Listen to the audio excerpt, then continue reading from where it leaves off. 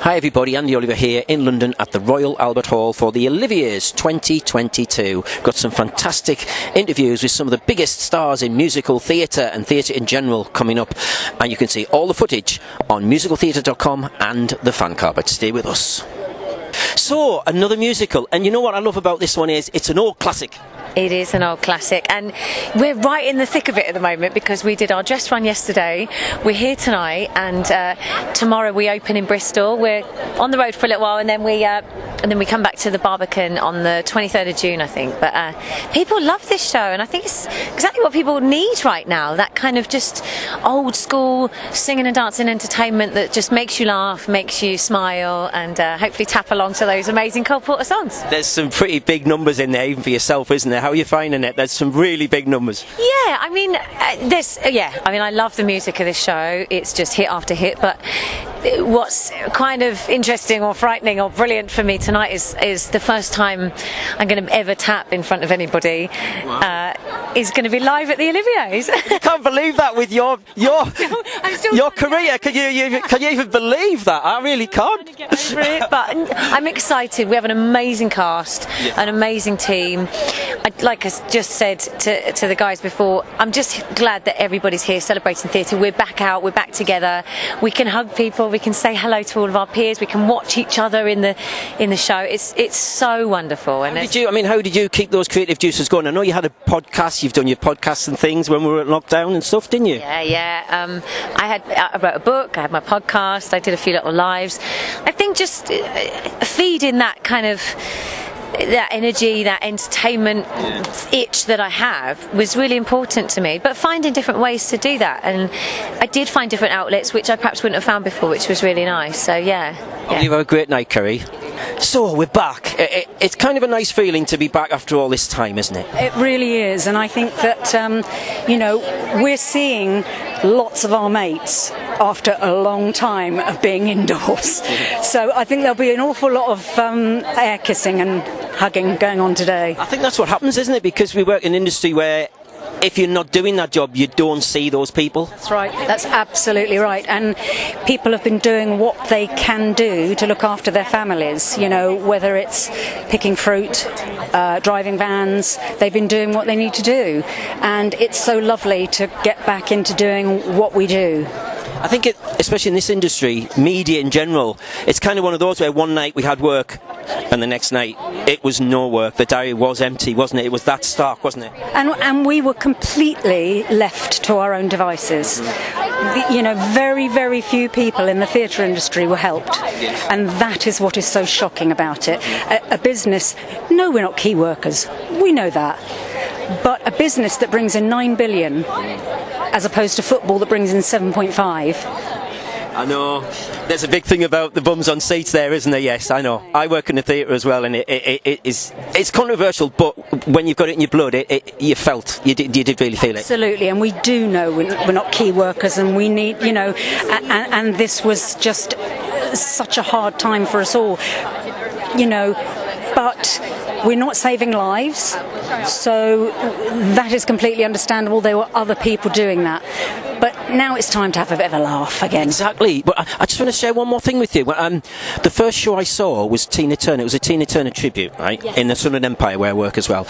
And I was really emotional on that first night.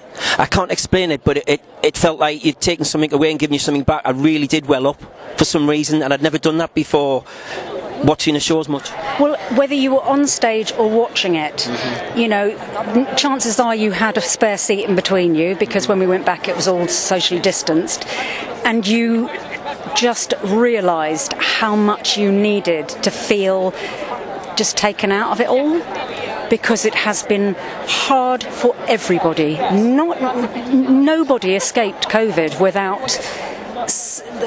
We've had seismic shifts in our lives, all of us. So, this is lovely for us all. I've spoken to a few people actually, and we've kind of gone, well, that was nuts, wasn't it? What have you been doing for 2 years? Yeah. Normally you don't not see somebody for 2 years. Yeah, I find that it's kind of like, when did you last see it? 2019? Yeah. Eh? Yep. It was 2019. That's it. That's the way it's gone. Well, I hope you have a wonderful night. It's an honour to meet you. Thank you. Have a wonderful night, Ruthie. Thank you. Hello, Samantha. Wonderful to meet you. I'd love to meet you. We're live on Facebook and Musical Theatre Review and the Fan Carpet. First of all, something about Disney, isn't there? What is it about Disney? Well, I mean, I grew up obsessed with Disney films, Disney princesses, as I think a lot of people did. And it's really the first musical I ever watched. They are musicals. People sort of forget that because they're like, oh, it's great Disney film. I love Beauty and the Beast. And then they say they don't like musicals. I'm like, they're all musicals. And that was when I first fell in love with musicals. And I loved Belle. I love Belle because she was not your classic Disney princess. She was independent, and I just loved her. And when I saw Frozen, I was like, they've gone even further. And I loved Elsa and Anna. I loved the love between the sisters.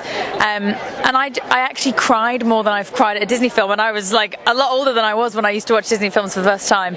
But me and my sister both watched it and thought, this is us. And I think some people relate to the sisters and to the story. So they all have a meaning, don't they? These stories, we forget that my little 3-year-old watches it, but she doesn't know the meaning, but she will do. Exactly, and I think Frozen is a really important story to tell. I think it's not your classic boy meets girl, falls in love, becomes a princess. It's not that. And that, when I saw that, it's actually stop searching out there, because the answers aren't always in some Prince Charming. No. The love is there between you and your sister, and you have each other's backs. And it's an amazing film. I love being a part of it. I want to talk about the costumes for a moment. Up for awards, you know, tonight. Frozen is up for a lot of awards.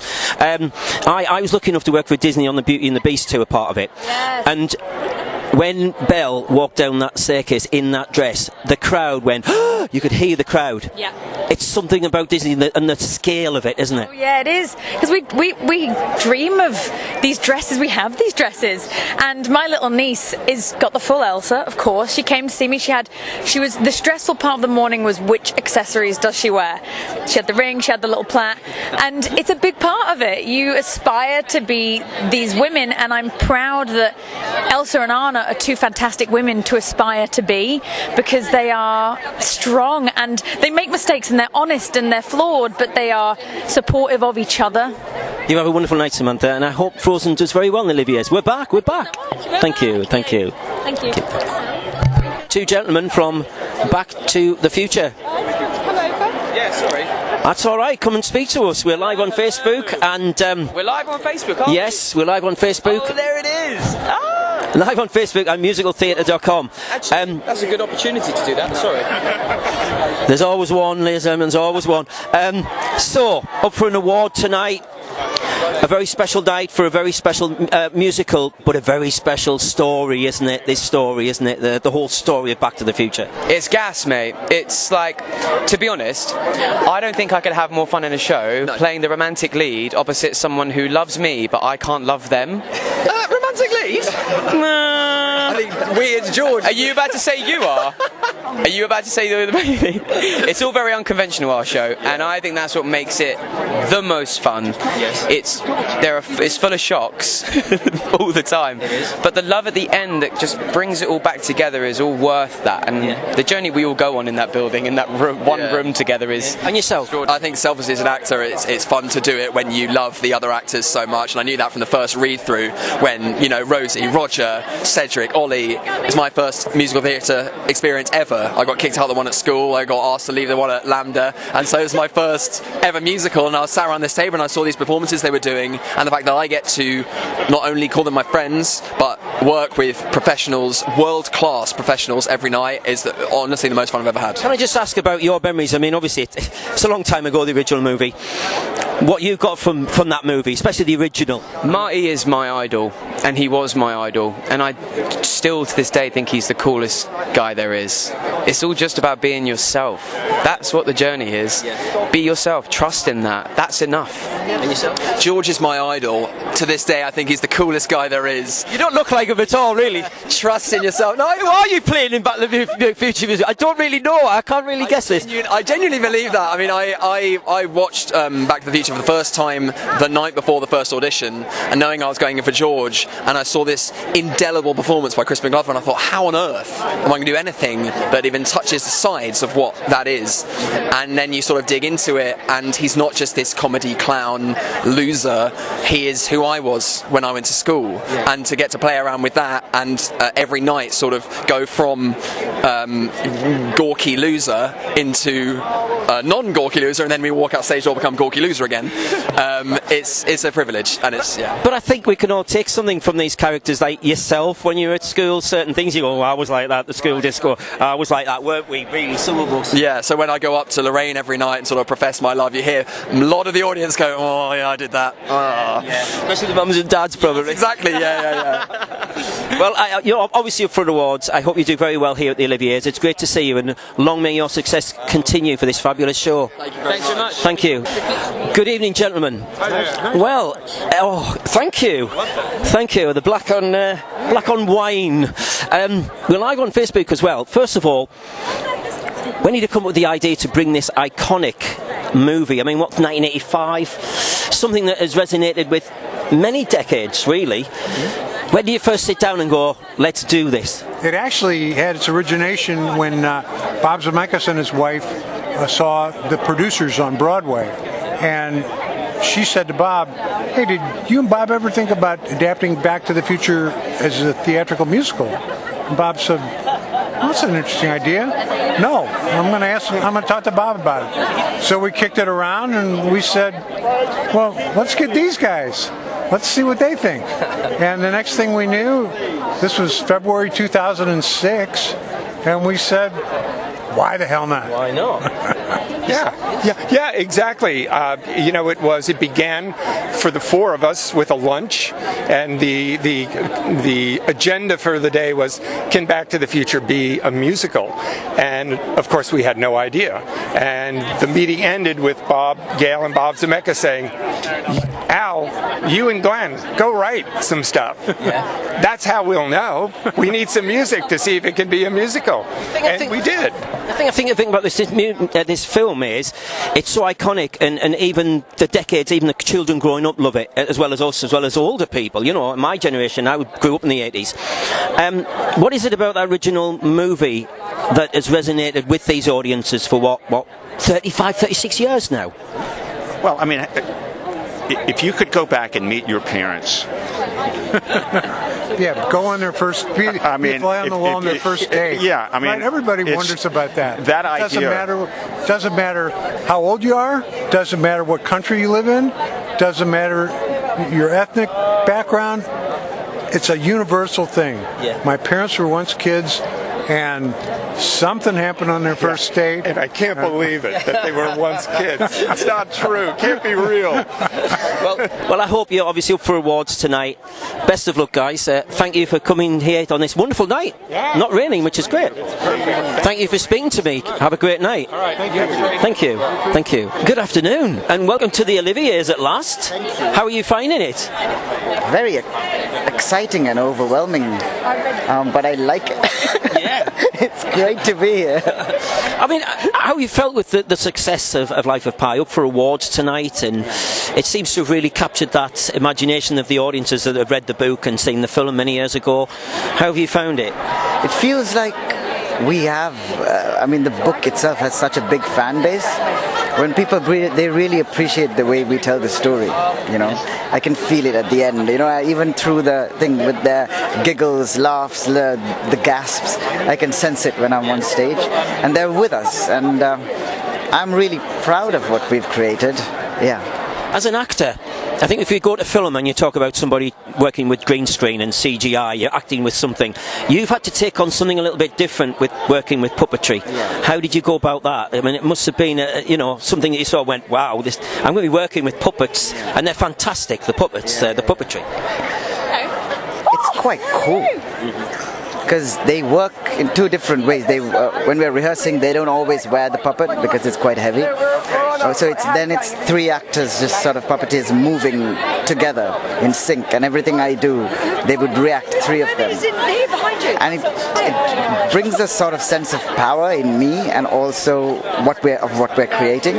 And when the puppet comes on, as soon as there's breath in that monster, you really do believe it, I was about to say that, as an actor, you're probably in that moment anyway, but you're actually really believing that these are real, because they are meant to move and look real anyway. And the way it's been carved, because all bits of the puppets look like driftwood, because and that sense gives it a really eerie sense as well. Like all the animals, I look at them, but it's also like a sort of a skeleton, weird sort of trip that it's all. Well, best of luck tonight. Up for an award, so I hope you win an Olivier and have a wonderful night. Thank you. Thank you for speaking to me. Thank you. What is it about that film? I mean, you're talking, 10 years ago now, 2012, I think it came out, something like about 10 years? The book? Yes, the book was, yes. What is it about that story that captures the imagination of the audiences? Oh, it's a fantastic story, and it's a story at its basis. It's a story about shipwreck and survival, but it's also about what gets you through difficult moments in your life. And we've all had difficult moments, right? Whether you're 2 years old or you're 95 years old, we all hit the rocks at some point in different ways. And what gets you through? It's your relationships, it's faith, which isn't necessarily religion, but faith in what you know and what you can call upon from your life. All these different things that get you through difficult times and how we survive. I mean, your show it's not just combining, we're combining set design, costume, special effects, but the puppetry, and I mean, that is a big task to take on, like War Horse and all those fantastic shows that use the same technology. Yeah, no, absolutely. There are so many beautiful elements within the show. The music, the design, like you said, the puppetry, the sound, I mean, these subtle things, the lighting, the video projection, but all of it is driven by the story, by Jan Martel's book and his story, and all of it is tied into telling the story, because otherwise they become just elements in their own right. And so when they're tied into the story, it takes on a new meaning, which is really... How did you sit down? I mean, you sit down with the production team, and you've got to get that ocean looking like as far as you can, like an ocean and a boat. I mean, that is a... How did you go about that? How long did it take? The brilliant thing about something like this is you've got specialists in every department. So I would write He's at Sea, and then Andre Goulding would do the video projection, and Carolyn Downing would work out the sound, and Andrew T. McKay would do the music, and collectively we made the sea on stage. Well, have a great night tonight. Best of luck. Thank you. Thank you. And the puppetry involved, we're going to talk about that specifically. Come close if you just want. Can you come just? Sorry, because this won't go as far. I mean, this is an art, isn't it? It's a craft, puppetry. How did you become involved in that? It is a specific craft, isn't it? It is, and I think you can come to it from many different backgrounds. A few of us have just done puppetry, a few of us are actors, have fallen into puppetry, because it's just another way of expressing a story and a character on stage. So I think we're all quite au fait with being physical, and we like using our body to tell a story, and that goes into a puppet very well. I mean, I've been speaking to the cast and the writer and the lead actor about this, and I spoke to him about CGI and acting, an actor with CGI, but he's acting with puppetry and how he got that, and he said it was quite strange at first, but he got used to it because it feels like a real animal. He felt if at the end he thought it was a real animal, and that's obviously good for you, isn't it, to portray that? Yeah, it's I mean, that's pretty much all we can ask for, isn't it? I think if he has an emotional response to what we're doing, that's just job done, isn't it? Like if we can breathe life into an inanimate object like that, I mean, that's the dream, isn't it? So. And Hiran's amazing as well. Like he helps the audience along to believe that we're a Royal Bengal tiger on stage every night, and he does an amazing job. He's our fourth puppeteer, which is what we call the person on the outside. So he has to also do a lot of puppetry himself by making us look like we've got scary teeth and weight and things like that. So he's one of us really as well. I mean, I love the way theatre has evolved, because years ago it wasn't so much puppetry, but then we had Warhorse. Warhorse seemed to change the game. We saw a horse and we went, wow, this can be done, wasn't it? How did you find that? Did you get inspiration from that as a puppeteer? Yeah, I'm really lucky because I didn't come at this straight through puppetry. I come at this first through acting, and what I found is that the technical aspects of acting have to be applied to puppetry, and that's really exciting. So at no point was I moving a toy. I'm always using and creating a real animated real person, or a real animal in this case, and that's something it's really important that people recognise the skill and the work that goes into creating reality, and it's exactly the same as an actor would approach in doing a talkie. I guess it's like Andy Serkis in The Planet of the Apes and Gollum. The mannerisms come, isn't it? And that's how you probably see it as well. Yeah. Well, the traits of an animal. Yeah, we definitely bring in the qualities, but then transfer it to the puppet rather than, and that's the slight difference. But and I really enjoy that. Yeah, that we're serving the puppet, and I really love that. I mean, this story, I won't leave you out. It's all right. This story is, it's about a journey. It's about a man's journey and a story behind that. But those animals play such a pivotal part in that story. Because they go on the journey too. It's like we were talking about this in rehearsals the other week. Like, the tiger's there with Pi throughout it all, so he goes on the same journey he does, and it's not that nothing's left out of that, and it's the magic of it as well. We don't start and end at the same, and if we have, we've done something wrong. And the roller coaster of their relationship as two characters throughout this story is just wonderful to be able to portray. Thank you for speaking to us.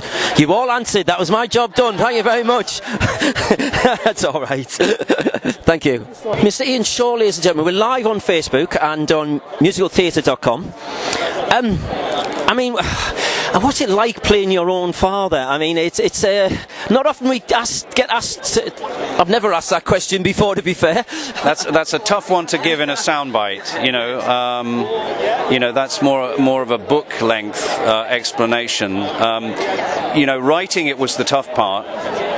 Getting the tone of that right was really hard, but when it actually comes to playing it, after we've rehearsed it all, it felt a lot easier than I was expecting. Yeah. I mean, you're sort of playing homage. You're playing honour to your late father, aren't you? And then that iconic role. Yeah, and I'm really glad that that's what's come across. We weren't sure what we had. When we opened. Yes.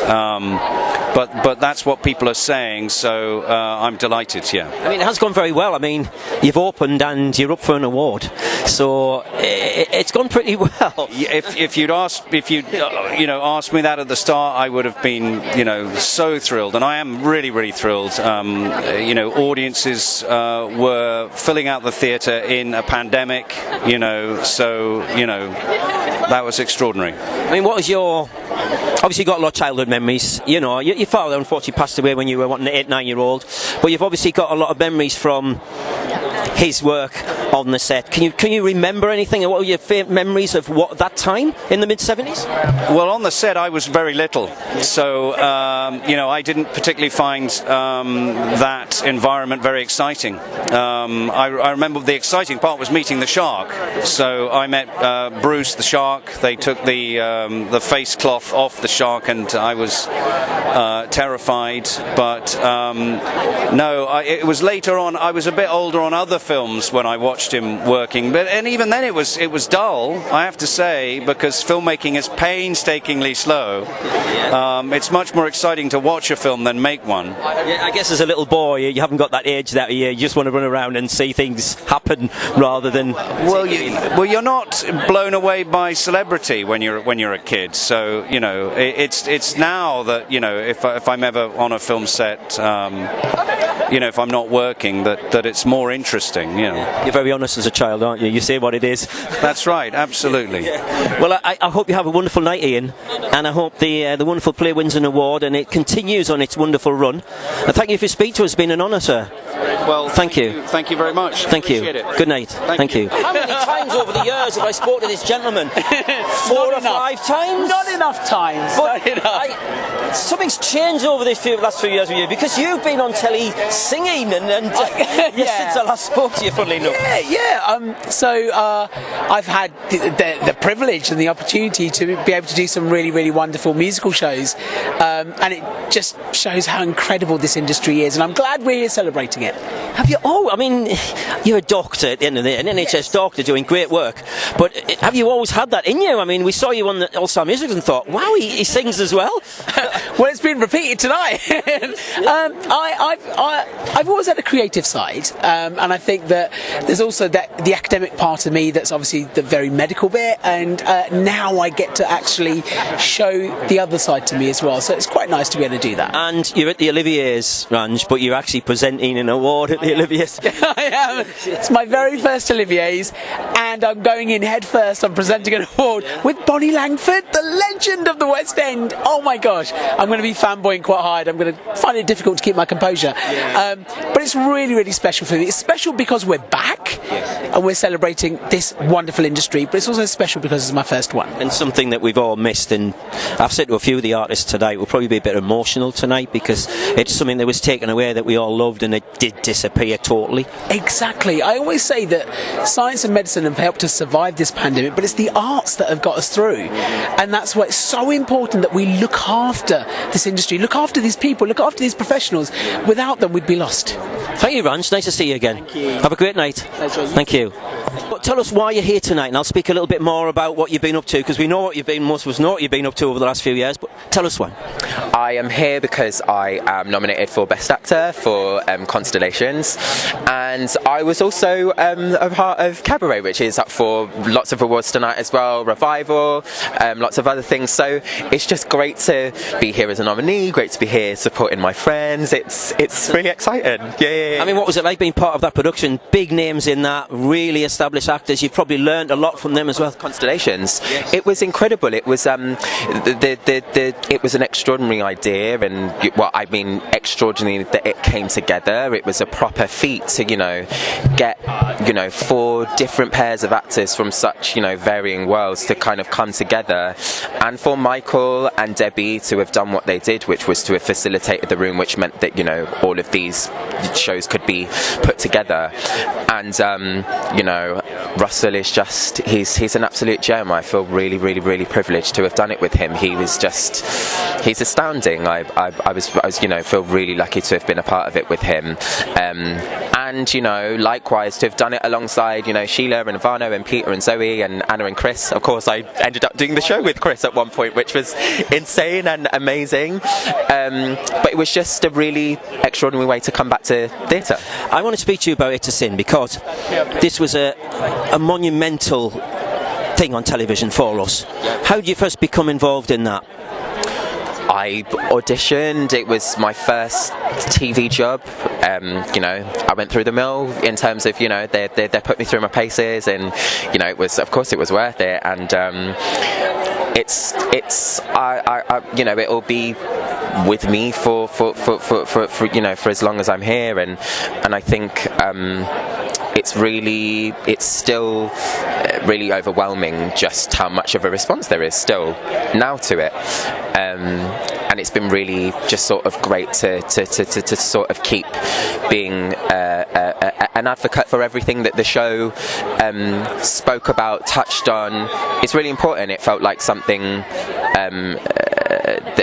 a really important kind of like cultural, societal moment, and I'm really proud to have been a part of it. You're still winning awards, but what is significant tonight is Cruise is up for an award, which is based on a similar story. Yeah, it's and I think it's great that sort of there've been stories before It's a Sin that have kind of like touched on the epidemic, and I'm sure that there will be many more as we sort of go through and people continue to make shows and work and art.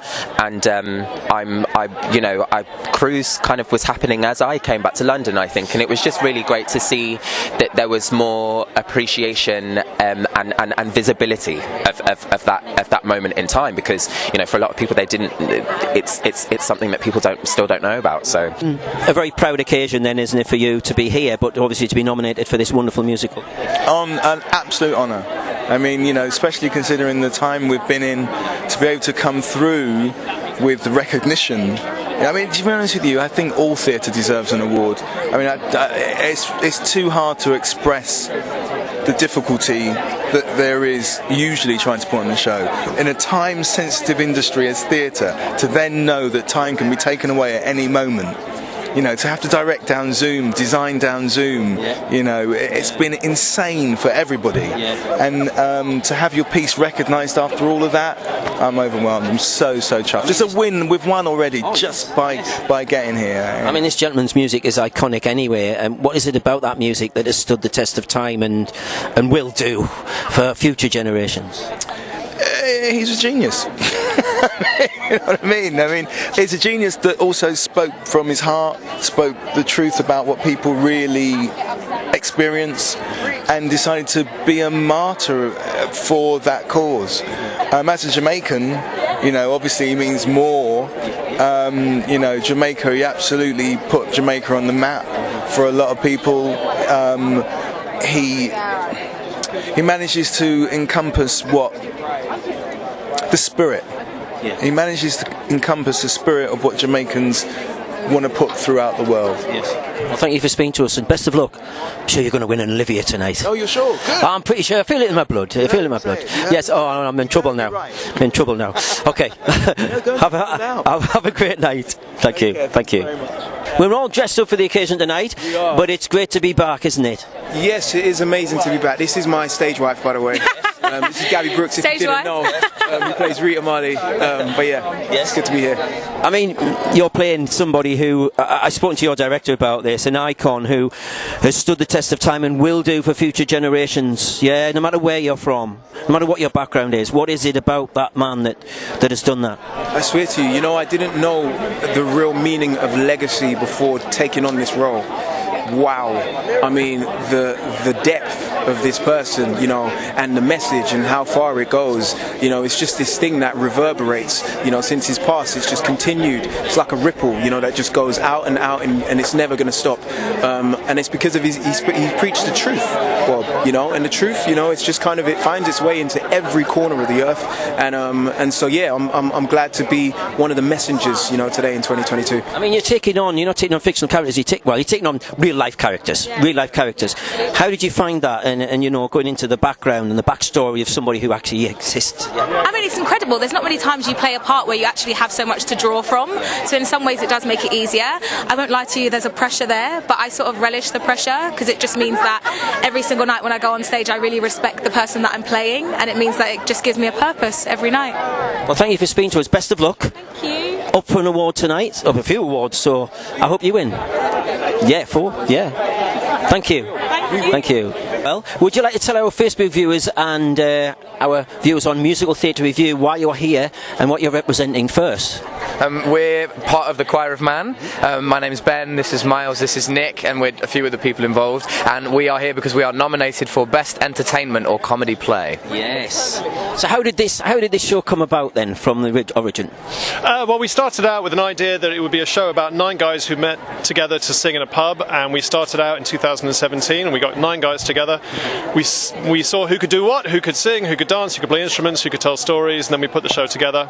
And it's a bit like a dream, from Edinburgh here to the Royal Albert Hall. It's madness. I think Edinburgh does have a good base, because the play that went wrong, those guys started at Edinburgh. I remember seeing those guys at Edinburgh 10, 12 years ago, just in a little theatre full of 50 people. Yeah. And yes, lots of them started there. Pride and Prejudice, sort of. Also, The Shark is Broken. Our fellow nominees. Hats off to everyone who started in Edinburgh. It's incredible. I mean, how did you? I mean, we've all been hard. We haven't had an Edinburgh Festival to promote things. How have you found that time? How did you keep going during that time with being creative and obviously using your talents?